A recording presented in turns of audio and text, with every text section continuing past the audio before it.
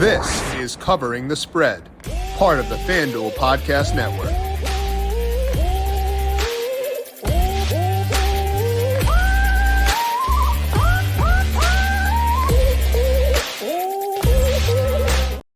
A lot of blowouts across the opening round of the 2023 NFL playoffs. And, it's a bit of a bummer, but I thought all those games were still pretty entertaining despite the fact the final margins were not that close. And looking ahead to the divisional round, we could see something similar because a lot of large spreads on the board right now, but also it's fun teams, it's fun quarterbacks. And to me, I can get behind that even if it's not a super, super tight game. Looking at the spreads right now at FanDuel Sportsbook, 3 of the 4 games have spreads of 6 or larger. I still think we'll have some fun, though. We're going to break down all 4 games for today, taking a look at what my numbers say about those 4 divisional round games and trying to identify where we see value for this weekend over at FanDuel Sportsbook. Welcome on into Covering the Spread. That's right here on the FanDuel Podcast Network and FanDuel Research. My name is Jim Sonis. I am a managing editor of digital media for FanDuel Research, here to give my first look at the divisional round of the NFL playoffs, breaking down where I see value across this week over at FanDuel Sports. We'll do all that here in just 1 second, but first, a reminder to make sure you're subscribed to Covering the Spread wherever you get your podcasts. We are still here every weekday, Monday through Friday, breaking down the NFL, getting ready for that, talking some NBA and NHL, of course, as well, all right here in this same podcast feed. So go search for Covering the Spread wherever you get your podcasts. You can also find us on the FanDuel YouTube page and FanDuel TV Plus. Also, quick shout out for our Heat Check Fantasy Podcast, myself, Brandon Gadula, because we've revamped the format to get betting discussion in there. We had Brandon here on the show uncovering the spread in the past. We're now going to shift those discussions with Brandon over to the PGA Daily Fantasy Podcast as well. It's me and Brandon going through our favorite win bets, non-outrights, and all that for each week's event. That's on the numberFire Daily Fantasy Podcast feed every Tuesday afternoon, also over on FanDuel TV Plus. If you want Brandon's insights on betting golf, which you should, pretty good week for him and myself this past week for the Sony Open. You can find those on the numberFire Daily Fantasy Podcast feed every Tuesday afternoon. You can also find that over on FanDuel TV Plus. When it comes to the NFL playoffs, you've got to win one game at a time. When you bet the NFL playoffs on FanDuel, one game can mean a lot of wins. FanDuel, America's #1 sportsbook, has all your favorite bets like the money line and spread. There's all sorts of prop bets like quarterback passing yards or who will score the first touchdown. Plus, every day there's an NFL playoff game, FanDuel is giving all customers a no-sweat same-game parlay. That means you combine all your bets for a chance at a bigger payday. You'll get bonus bets back if your SGP doesn't win. Make every moment more with FanDuel, an official sportsbook partner of the NFL. Must be 21 plus and present in select states. Minimum 3-leg parlay required. Refund issued as non-withdrawable bonus bets, which expires 7 days after receipt. Max refund $5 unless otherwise specified. Restrictions apply. See terms at sportsbook.fanduel.com. FanDuel is offering online sports wagering in Kansas under an agreement with Kansas Star Casino LLC. Gambling problem? Call 1-800-GAMBLER or visit FanDuel.com/RG in Colorado, Iowa, Kentucky, Michigan, New Jersey, Ohio, Pennsylvania, Illinois, Tennessee, Virginia, and Vermont. Call 1-800-NEXT-STEP or text NEXT STEP to 53342 in Arizona, 1-888-789-7777 or visit ccpg.org/chat in Connecticut, 109 in Indiana, 1-800-522-4700 for KSGamblingHealth.com in Kansas, 1-877-770-STOP in Louisiana. Visit mdgamblinghealth.org in Maryland, 1-800-GAMBLER.net in West Virginia, or call 1-800-522-4700 in Wyoming. Let's dig in now to all 4 divisional round games over at FanDuel Sportsbook and try to identify where we can find some value for this week over at FanDuel Sportsbook. Let's begin things with the Saturday afternoon game. That is the Texans at the Ravens right now at FanDuel Sportsbook. Spread here is 8.5, minus 115 on the Ravens at that 8.5, and the total is 45.5. And I would say right now, a lot of places have this game 9.5. So FanDuel is higher on the Texans than most sportsbooks are. And as you know, the Texans are a team I've bet a ton this year, and I do see value on them right now. No shocker. This is the 17th time this year my model has shown value in the Texans money line. And that hasn't always gone great, obviously, because they were a team that had to win week 18 to make the playoffs. But I do think they are a legitimately good football team. And the reason I think that my numbers tend to be higher than the most is because I weight passing efficiency a lot, and they've been a very efficient passing team when CJ Stroud has been out there. Stroud's at 0.2 passing net expected points per dropback this year. League average is 0.07, so Stroud more than double, almost triple league average in that regard. And that number's been high even without Tank Dell. So I buy into Stroud, and that's why I can feel okay buying in the Texans, even in the spot where they are legitimate underdogs. Like, they should be underdogs in this game. Like, there's no doubt about that for sure. But even if they do fall behind, I think Stroud can move the football against this Ravens team. It's just hard for me to justify saying take the at 8.5 right now when there's at least a somewhat decent chance I can get a 9 or 9.5 later on.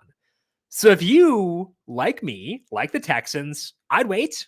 There's a shot this number lengthens given how good and how fun the Ravens are. And I think we'll see a lot of interest in the Ravens side throughout this week. So just based on what the market is saying right now, the market says to me, we are more likely to get this game to move toward the Ravens, where the spread lengthens, than to move towards the Texans. So I would keep an eye on the Texans. Right now, the money line plus 310 do show value there as well. We might not get 9.5 due to something I'll talk about here in a second, but even 9 is really nice. So if you like the Texans, I'd play wait and see here. I think we'll get a 9 at FanDuel pretty soon, given that there are 9s, 9.5s elsewhere. Don't tend to see that big of a gap in the market, but I would hold off if you like the Texans to kind of see what you can get later on. The key factor at play that I alluded to and why maybe this game does tighten is weather.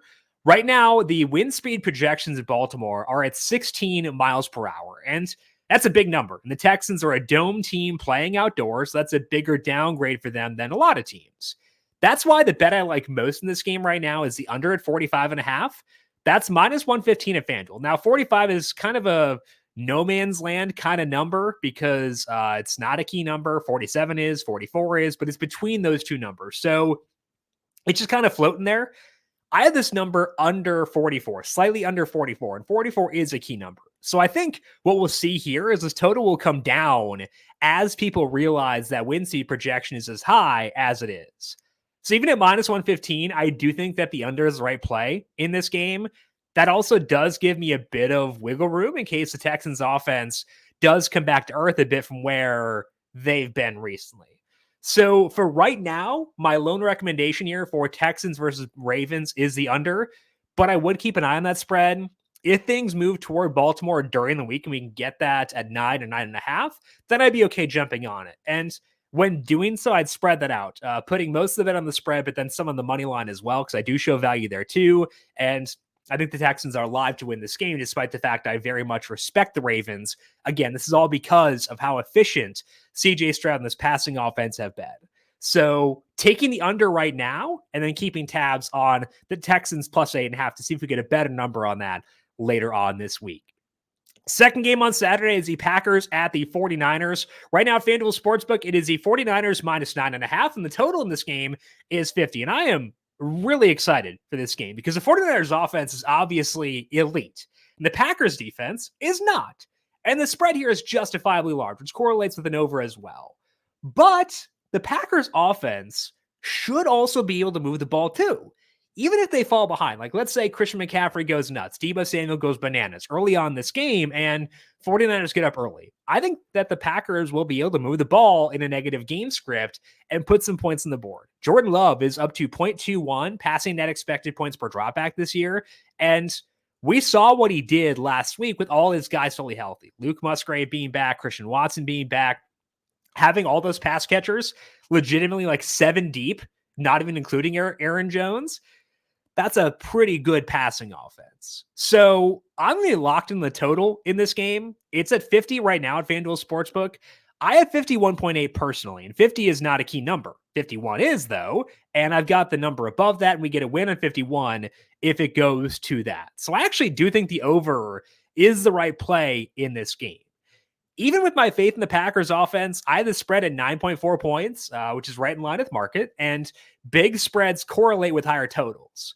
So that's a point in our favor. I think both sides, as mentioned, should be able to score for all 4 quarters. regardless of who winds up getting an early lead in this game. And that's a good recipe for an over.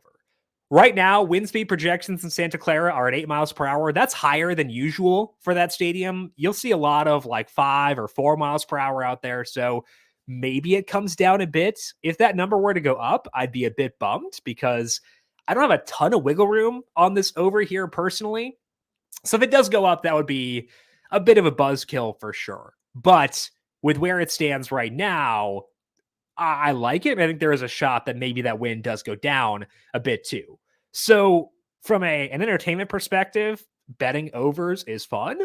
So it's a fun bet, but also my model likes it too. It's not just vibes based. Like this is actually one where my model says, yeah, it's okay. You can take the over here. So I'd be vigilant. If it seems like we'll get 49.5, then hold out because that would be a better number, obviously. But again, 50 is not a key number. Some spots are at 50.5 already. Some pretty sharp books are 50.5. Don't see a lot of 49.5s. So that's why I'm fine taking the 50 right now. I think it's more likely we see 50.5 than 49.5 at FanDuel for this game. So no interest in the side here, given that I've got it at 9.4 points. I think the market's got this one pretty well pegged. I get to just sit back and cheer for a fun game and kind of see what goes down here. So over 50 for Packers versus 49ers, my one bet in that game. Let's shift now and talk about the two Sunday games, beginning with the Cast-Off Bowl. It is the Buccaneers and the Lions. Baker Mayfield versus Jared Goff, two of my favorite quarterbacks in football, for better or for worse. Love these two guys and excited to see them both. One of them in the NFC Championship game, depending on who wins this one. Right now at FanDuel Sportsbook, Lions are 6-point favorites. Total is 48.5. And it's very interesting because neither defense is good. Both offenses can throw the football pretty efficiently. Both rush defenses are pretty good too. So I think we're going to see Baker Mayfield and Jared Goff let it rip a little bit. And I love that. I think that's going to be a very fun game. That's not enough for me to bet an over, though. Even with this game being the lone dome game on the slate, I've got the total of 47.8. It's at 48.5 right now. So if it were to get to 50, I'd plug an under, plug your nose kind of thing and take the under at that point. But I don't see that happening. I don't think we'll see this total move a ton. So no action for me on the total right now. I do show a bit of value in the Bucs money line, and it's because their passing offense has been efficient. The money line right now, plus 220. Detroit's pass defense has not been efficient, and my model cares a lot about that. Plus, the Bucs are a very good team against the rush, which means the Lions' game plan will be a bit different than what we've seen out of them recently. They've been very ground and poundy in a good way. Like, I think it's been an efficient game plan from them to be pretty run heavy. That may not work in this specific matchup against the Buccaneers. I think they'll be fine because they've got good passing game pieces. They're pretty healthy right now. It's Sam Laporta getting an extra week to rest up, but it is a different flavor of defense than what we've gotten for the Lions recently. I don't think I'm going to take the money line right now for the Bucs. My model has their win odds at 33.7%. Their implied odds at plus 220 are 31.3%. That is an edge for sure, but it's not a huge one. And I bet we see more interest in Detroit here than Tampa Bay. Looking at early, I don't look at ticket spreads and stuff like that because I don't want that to influence my betting because it doesn't actually influence the handicap at all. What the public is doing does not change what these two offenses and two defenses will do. So I don't really care typically what the ticket count looks like. But in this spot where I've got slim value, I'm okay looking at it because it can potentially tell me if I'll get a better number on the Bucs later on. Right now at FanDuel Sportsbook, 82% of the money on the spread is on the Lions at -6. So that to me says I'm more likely to get a better number on the Bucs later on this week. And if let's say that doesn't happen, let's say the Bucs shorten to plus 200, it wasn't a big value for me to begin with. There's not a ton of FOMO for me with the money line. So if it were to lengthen that out a bit more, then I could change my mind. There is a reason that my model shows value in this game. But for right now, I am okay standing pat just in kind of enjoying this game and getting props on it later and just watching my two large adult sons, Jared Goff and Baker Mayfield, hopefully rip a lot of efficient passes in this game. So no bet for me for Buccaneers versus Lions. Final game of Sunday is the Chiefs at the Bills, and you couldn't finish things off on a better note than that right now at FanDuel Sportsbook, Bills are 2.5-point favorites, minus 122 on the 2.5 there. So effectively kind of 3. The total is 46.5 for this game. Very interesting game because the Chiefs offense finally showed life last week against the Dolphins. Patrick Mahomes in that game had his most efficient passing offense game since week 12 in terms of passing net expected points per dropback. It was also his 5th best game of the entire year by passing at NEP per dropback. And that came in pretty high wins against a defense that was very banged up, but, still has some talent, at least in the secondary. And the Bills defense is banged up too. They're going to be down to basically backups at all 3 linebacker positions. And I think that's why this number is a 2.5. This game went up pretty early last night because the Bills were initially putting a beat down on the Steelers. Didn't wind up that way as much, but FanDuel opened at 2.5 and then quickly got bet to 3. Very short window where it's 2.5 and then 3. But as the game went along, it went back to 2.5 as more and more players for the Bills went down with injury. So I do show value in the 2.5 right now and the Bills money line at minus 148. But the 2.5 is minus 122. That's a pretty hefty tax to pay on a team that is super banged up. It's basically 3, and I'm kind of wary to lay that right now. I don't show a lot of value there. So you could go with the money line.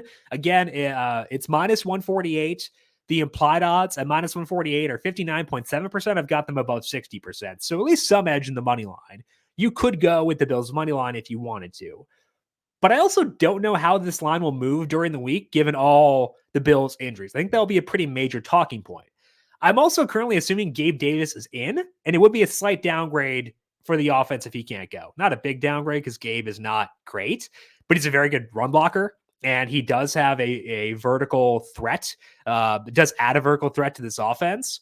So, in other words, I show value in the Bills right now, but it's pretty slim value, and I can't guarantee I will show value at kickoff on Sunday. So I don't want to bite on minus 2.5 and minus 122.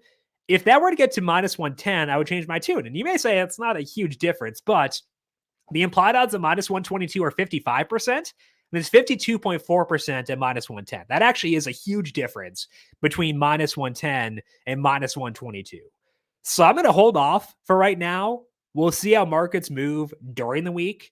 Maybe I'll be able to hop in, but I just don't want to right now. So, okay, holding off, despite the fact I do show some value in the Bills in this game. Total is 46.5. I've got that at 44.9. Wind speeds are at 10 miles per hour in Buffalo for Sunday nights. If it gets to 47, I'd bite and take the under. 47 is a key number, and I'd want at least a push on that in order to take this. And it would give me more than 2 points of edge on the under with where my model has things right now. But the under right now, minus 118. So if we're talking what's more likely, getting a 46 or a 47, I think it's more likely we get down to 46 or 45.5 than getting to 47. So I keep an eye on that during the week. It's another bet that could be a bet later, but is not right now.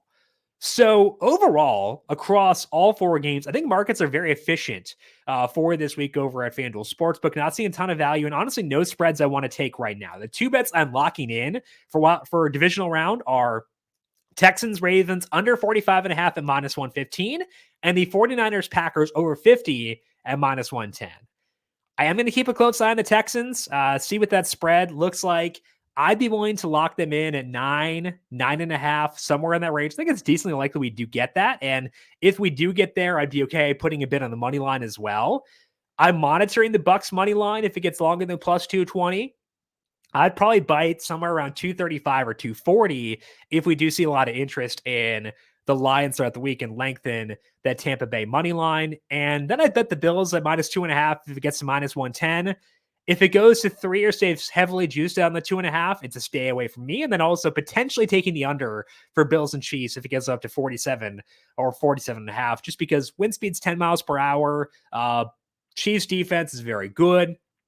Bills have been a bit run heavy, so we keep an eye on the total there. But for right now, the lone 2 bets I want to lock in for the divisional round are the Texans, Ravens under 45.5 at minus 115, and the 49ers, Packers over 50 at minus 110. That's all we got here for our divisional round first look. We'll have our full preview of the divisional round coming up with Dr. Ed Feng on Thursday, and then a prop look at that game with JJ Zachariason coming up on Friday. Hopefully get some props in there for myself as well for later on this week, because kind of a lot more than just two bets on what should be fun or four very fun football games.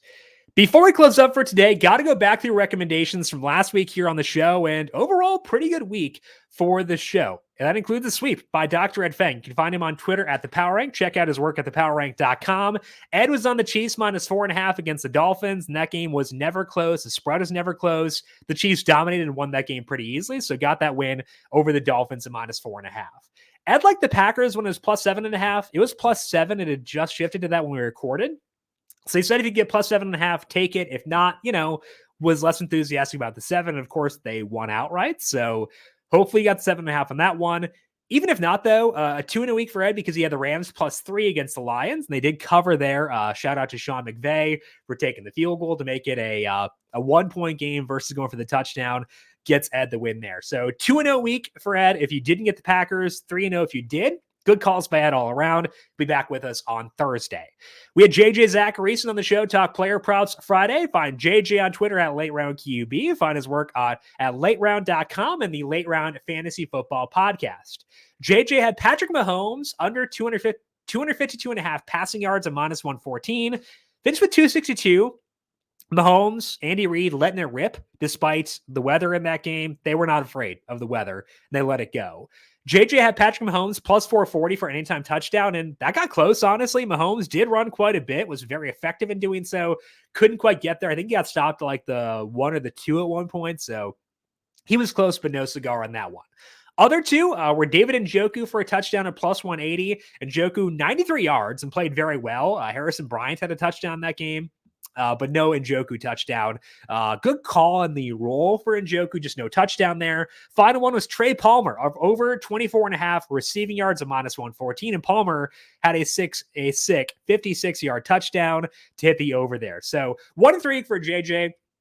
Thought the process on the Njoku and Mahomes touchdowns is good. Didn't get the good results, but he's been awesome in the touchdown bets all throughout this year. So looking forward to getting JJ back on with us on Friday. We had Ryan Williams on yesterday to break down both those games, the Eagles and the Bucks and Steelers and Bills. Find Ryan on Twitter at RyanAlexander_W. Ryan had a very good read on the Steelers versus Bills game. Didn't get the spread at Steelers +10, but won pretty much everything else. He had Khalil Shakir over 2.5 receptions and -146. Shakir had 3 receptions, including a long touchdown pass reception. That was a win there. He had James Cook over 2.5 receptions, -102.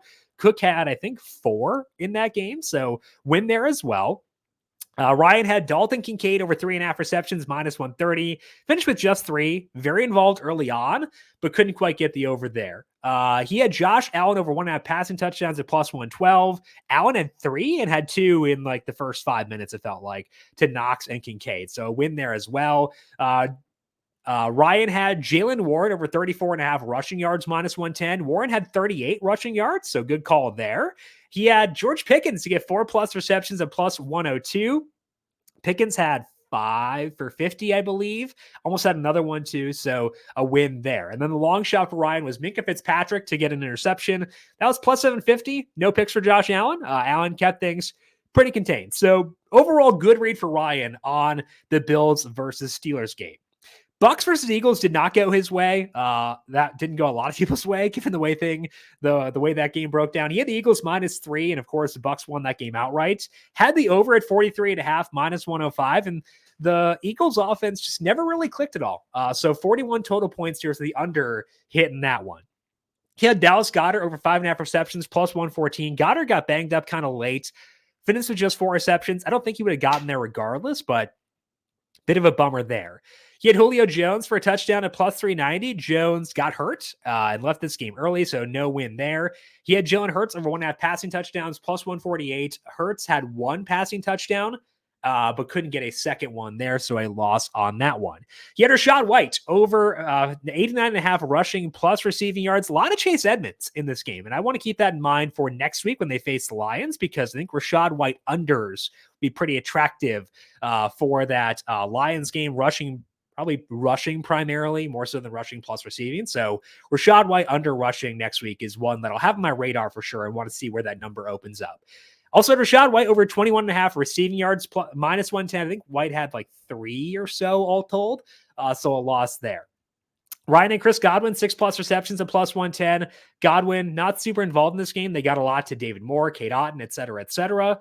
The problem was they didn't get Cade Otton a touchdown at plus 470. That was one that Ryan liked too. 89 yards. So similar to the Njoku one with JJ.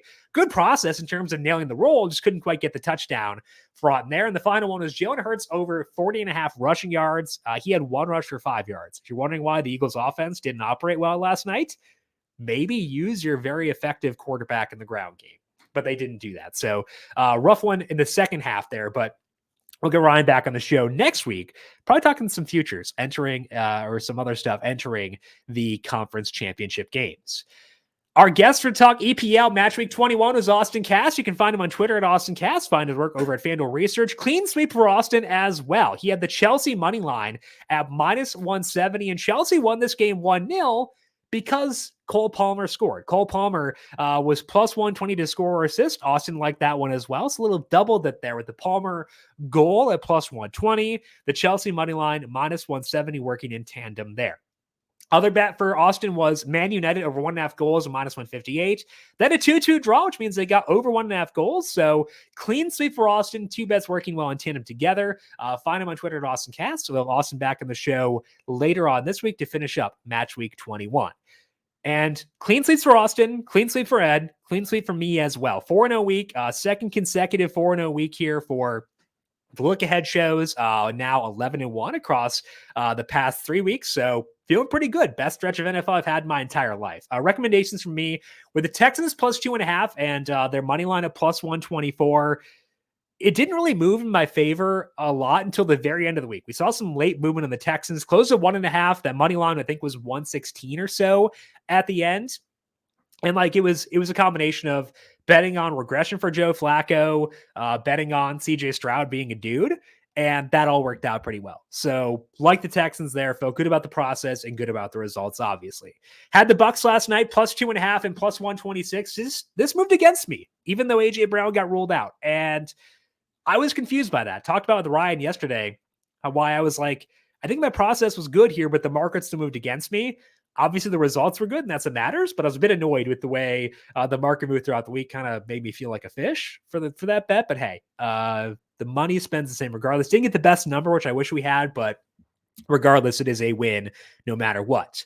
I had the Bills Steelers over 35.5 minus 105. Those bets were honored at FanDuel Sportsbook, despite the fact that the game was moved. It was 33.5 on Sunday morning and then went back up to around 38 or so, I believe, once it was shifted to Monday. Still like the over there, honestly, even when it was on up at 38.5. I had this total, I think, at 42 or so, and that game went well over, I think, 48 total points in that game. So easy win there, and I think it would have been fine even if it had been held on Sunday morning, honestly, just based on the fact that both these teams can run the football and stuff like that. Although, honestly, like I don't think they could have played the game Sunday regardless. So felt good about that one. And finally, I had the Packers plus 7.5 minus 118 against the Cowboys, moved to 7. So good movement in my favor. Obviously, great results with the Packers winning that game outright. So on a bit of a here, only 2 bets this week with those 2 totals. So kind of a bummer, but I don't want to force bad bets, especially ones I think could move the other way throughout the week. So keep tabs on those other ones, and hopefully we can get to some more action. But for right now, just sticking with those 2 totals, and we'll see if we can keep the good vibes rolling here on the podcast.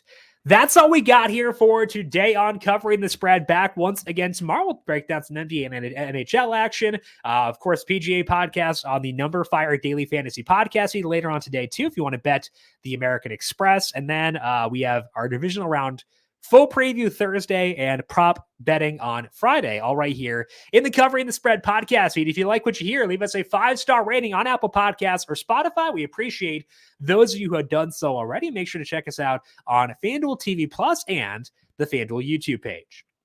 If you got any questions for me, I am on Twitter at Jim Sonis. You can follow me on Threads at Jim.Sonis, and you can find FanDuel Research on Twitter at FanDuel Research. Want to thank you all for tuning in for today. Good luck to you with your bets across Tuesday. We'll talk to you once again tomorrow. This has been Covering the Spread right here on the FanDuel Podcast Network.